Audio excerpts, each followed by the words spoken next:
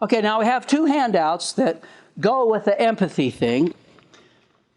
The first one is from page 101 in John Bradshaw's book, Homecoming. It looks like this. I hope you go home and read that over and over, because it's about a person in a group therapy where people are trying to come up with their true feelings. And it has some great advice in it. Let's just kind of go through it. Where you honor their feelings. Is there anyone that does not have one of these? Oh, Peggy. One. Let's see your hands. 1, 2, 3, 4. We love you. You're so nice. Right? He who is the greatest of all, let him be the servant. That's Peggy, right? Okay. Well, look on with your neighbor. Where are the people who don't have it? Look on her. And Jean, you. It is crucial for each person to realize that he is there in the group to support and allow others to what? Feel their feelings. You have one? You don't. Feel their feelings. Why? Because feelings will honor your sacred feeling identity. Even negative ones like hate, yes, honor them by listening, but not obeying. If a kid doesn't want to go to bed, you say, I see. You don't want to go to bed. It's no fun in there. Let's go in and talk about how we can make your bedtime more pleasant while you're getting on your pajamas. So you're firm, you honor their feelings, but you don't obey them. Please get that. We'll have another one about that in a little minute. Now here's how they honor feelings in this group where people are talking and maybe crying. Here's a good example. I see your lips quivering and I hear your sadness as you cry. That's an empathic response. Or, I felt anger or fear or sadness when you were describing your childhood. People like that you're in there with them and feeling what they feel. Now, here's a great thing. As a group member, you should never therapize, offer advice, or try to fix the member who is working on feelings. Later on, you can help people by saying, let's figure this out. But not while they're in the midst of feelings. Imagine yourself as a video recorder replaying what you just observed, a mirror. Analyzing, discussing, and giving advice keep you stuck in your head and out of your feelings. Have you ever heard this? Heavy in the head? She's heavy in the head. That means cognitive. And they're always going for love supply number 5, explaining, or 6. Well, you should just, when really they need empathy first. Now listen to this thing. Many adult children, that's us, with little children unresolved inside of our bodies, have learned to matter by becoming caretakers or shrinks and or solvers. And they love supply number 5. Look at your chart. Explaining, advising, solving, lecturing, right? They learn to matter by being a caretaker or a rescuer. Therefore, they have an addiction to fixing and helping. Anybody have a parent like that? Who always had a quick answer for what you should do? Once my little daughter said to me, she put her hands on her hips. She was probably 7 or 8. Daddy, don't solve me. She's the one that came home and got a great big crayon and wrote on the timeout box, J-A-L-E. I said to her, that's right, honey, that's our little jail. And if every house had a jail, we wouldn't need one downtown. Okay, by fixing and helping. Often they distract the person from his emotions by using statements at, look at the bright side, or now let's look at your alternatives, or why do you think your father drank? Later on, those would be great, but not now, she's crying. Better to say it really hurt when he drank and it was laying on the garage floor. And she asked her mother, why is Daddy laying on the garage floor? She was 5 or 6. Oh, he just likes to take naps where it's cool on the...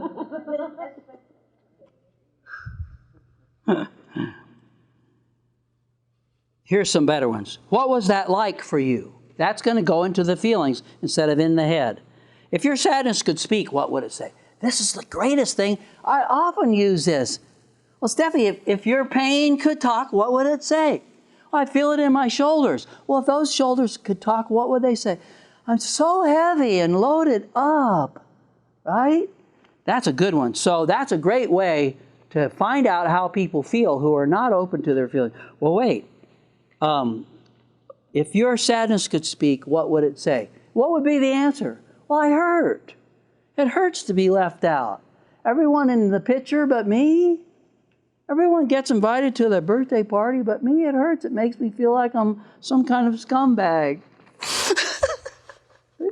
Now, if you're scared of feelings and you've always been in your head, you're not going to say, what would your sadness say? Because you're scared yourself.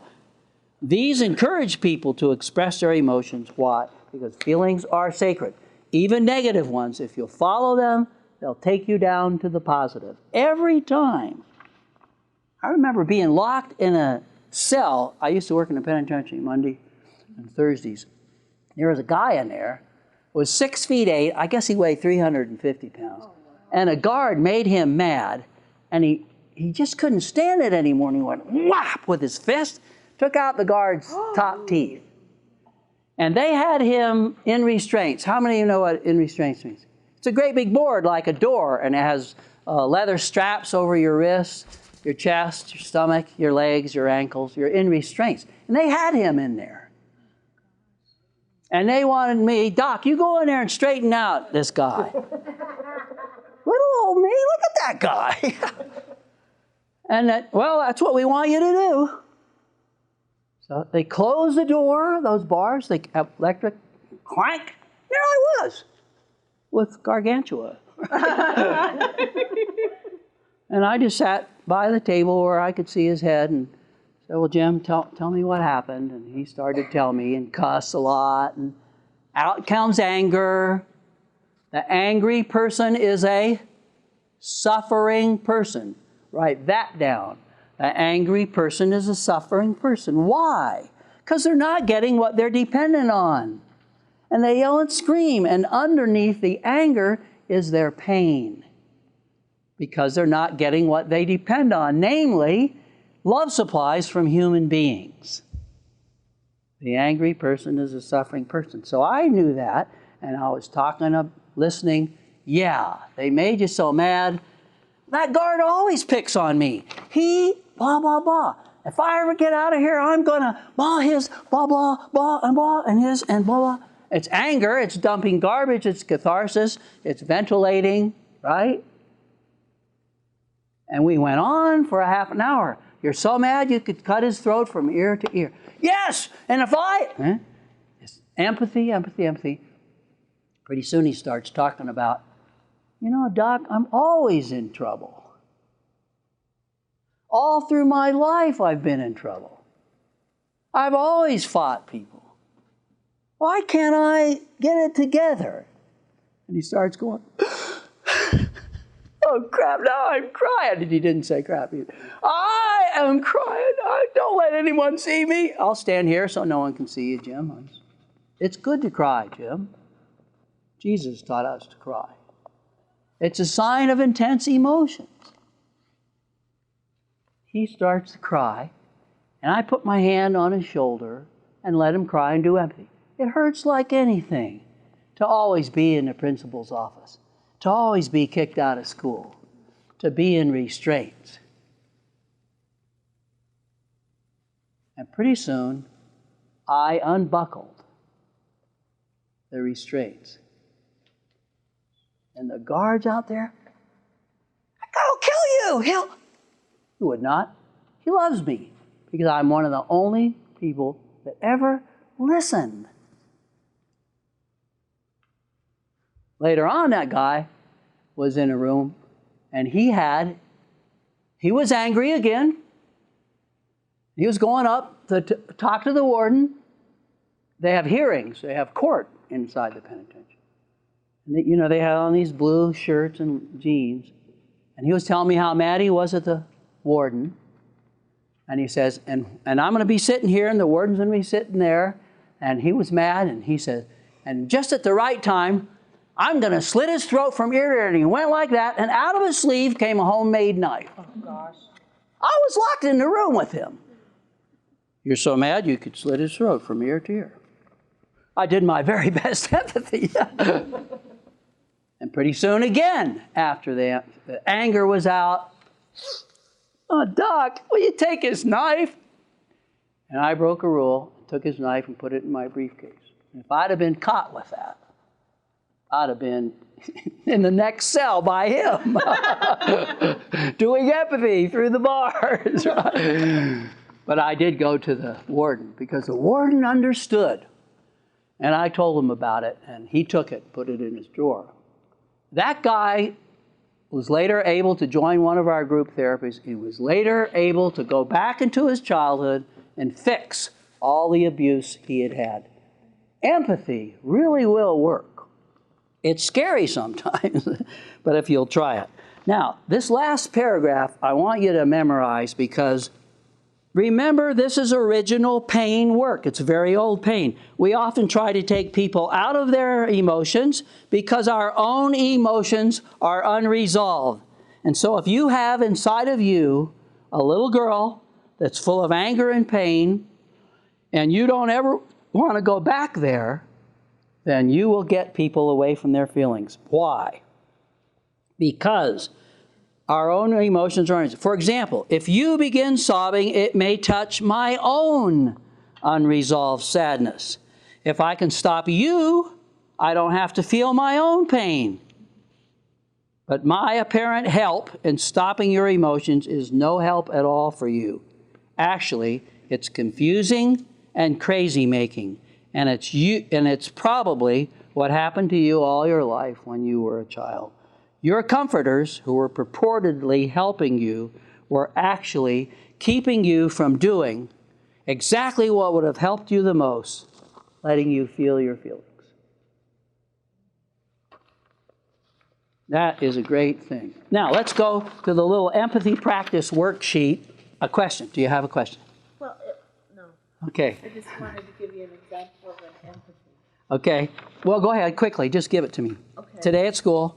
I was reading a book, Winn-Dixie, with one of my students. Uh-huh. And in the book, the little girl's talking to an older woman, and she explains how she listens to her.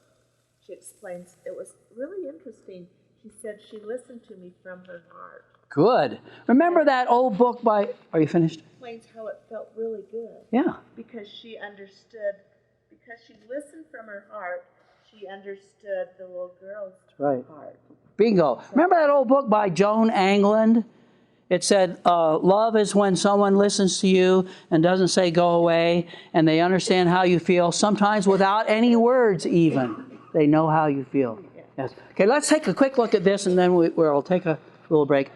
As you can see here, up at the top it says the worst, and a continuum over to the best. And there are examples of empathy, 5 places where you might be able to do empathy. And this used to have some neat examples on it. I don't know where they are, but this is an event that happened to me once in graduate school. There was a man there, and he wrote a book called Aloneness versus Existential Aloneness versus Anxiety, Aloneness, Anxiety. His name was Clark Moustakas, and he was an expert on empathy. And he came from Michigan, University of Michigan, to Michigan State, and was helping us one day, and was trying to get out. I was in a class of 10 interns, doctoral candidates, and was trying to teach us empathy. And he'd go around the room, and he'd say, I'm going to say something to you that a patient might say, and I want each of you to make an empathic response. And he would grade us, A, B, C, D. And if your empathic response was more than 8 words, it went down 1 grade. And he said to the first girl, Hannah, I'm so mad I could hit my mother with an axe. And of course, what would she say? Peggy, what would she say? You're so... You mean... I'm so mad I could hit my mother with an axe. That's what he said to this intern. Okay. And she said... So you're mad. That's right. Mad enough to really hurt her. Yeah. Okay. And he said, that's good, Hannah. Then he went to Leon, and he said, I'm really envious of her. You know, every time people succeed, I wish it were me. And she said, wow, you're really envious, aren't you? You're really envious, yeah. And he went all the way around the room, and he came to me. I was sitting on the end of the row, and he said to me, please pass the butter. Well, Dr. Moustakas, patients don't say, please pass the butter. Do it, Sterling. So I thought, you'd like some butter? You can do better than that, he said. And he held out his hands. He looked like Abe Lincoln. He had great big hands. He was skinny. Tears came to his eyes and he said, Sterling, make a beautiful space in which someone really wants to speak. I'll never remember. Make a beautiful space that people can't resist speaking into, like the day at the airport when I'll never make a beautiful space. You can do this. And he said, ask yourself, how would you have to feel to say, please pass the butter? And I went inside and I did my best. And I said, butter would taste so good in your mouth. He gave me an A.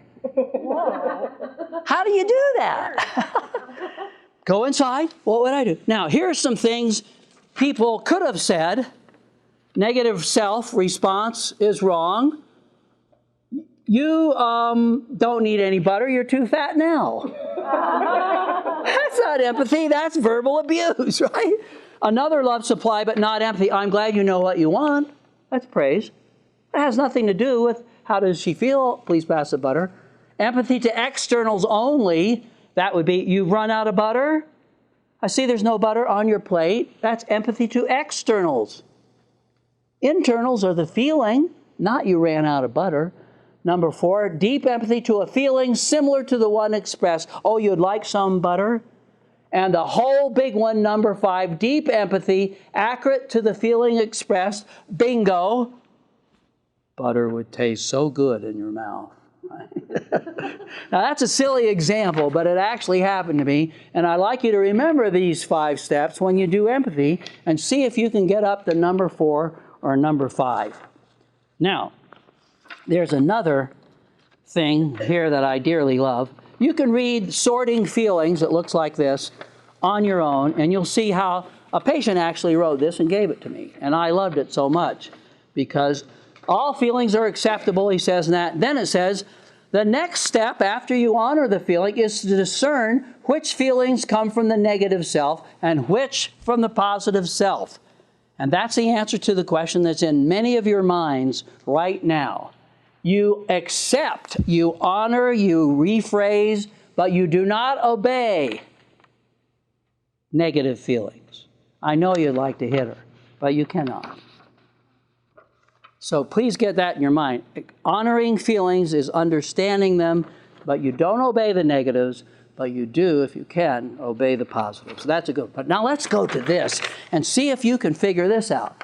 This is a quote from Henry Alford, who was a great philosopher and a great writer.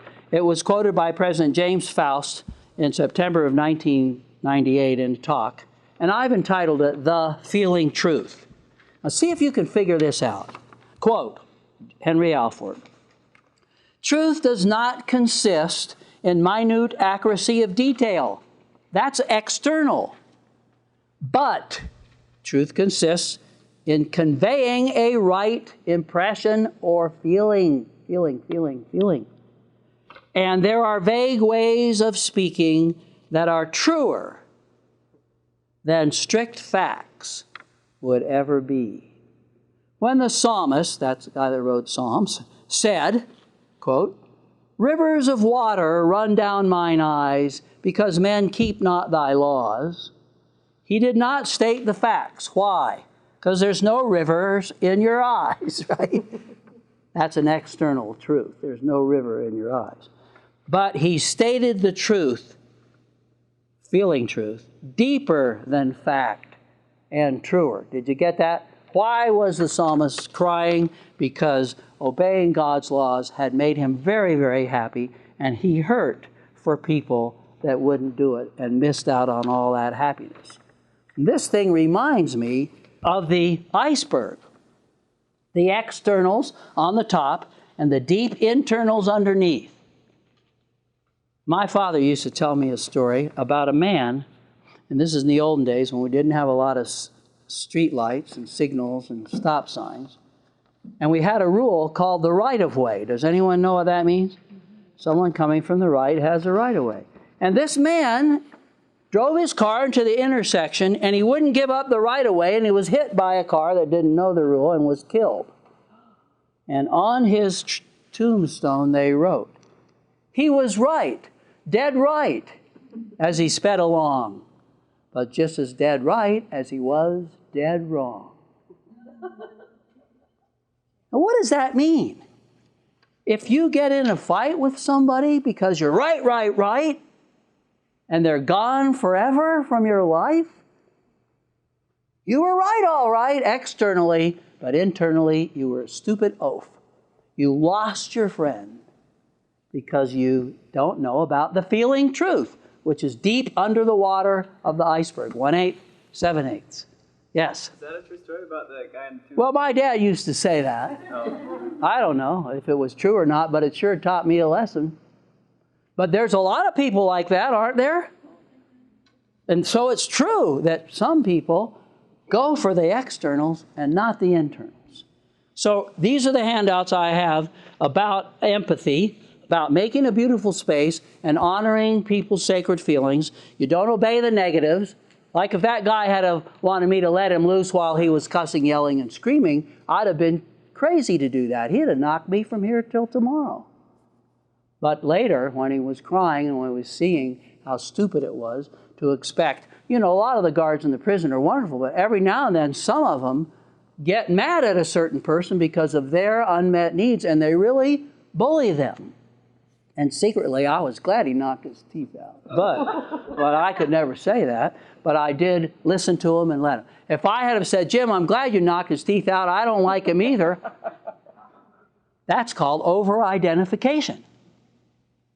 Like there was a boy that became a shrink, and his mother used to slap him all the time. And one day he was talking to a patient, and she said, "My mother slaps me. And I get so mad at her, I could kill her." And the shrink says, "Why don't you?" What was he doing? Over-identifying with his own unresolved pain, because he's still mad at his mom that used to slap him. And that will ruin empathy. Now, what is the reason we don't do empathy when we should? Bradshaw gave one. We're trying to fix, trying to stay out of our own feelings. We're scared of feelings. Another one is when you're being criticized in the present. This is actually research. When someone is giving you negative feedback and it's in the present, it's about you, not someone else. These are the times when you won't do empathy. What will you do? Starts with a D. Defend yourself. And defensive is not empathy. Now, if they say, "Well, a long time ago you used to do that," you might still muster a little bit of empathy. Or, "Dad does it, but you don't." "Oh yeah, it hurts you when Dad does that." And it's positive instead of negative. It's fun to do empathy to positives, right? So remember, if someone's giving you criticism or negative or shooting you down or something, and it's about you, very great temptation will be to deny, which means to lie, or to defend. "Well, everybody does it." "Well, you do it too." "Well, I was trying to. The reason I did that was because." So if we had enough time, we'd have you count off the twos, and number one would be the talker, and number two would be the empathizer.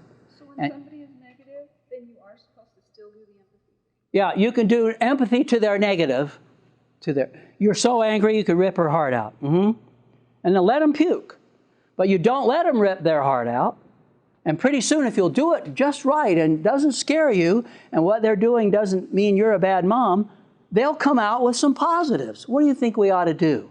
"Oh, I think we ought to just hit her." Well, looks like you need to go to your room for a little while and think it over. And when you get more in your positive, I'll come. And I'll come even before that and help you. But you don't let people do their negative feelings of anger, revenge, blah, blah, blah. But you do try to listen to them. Okay, so let's take a little break.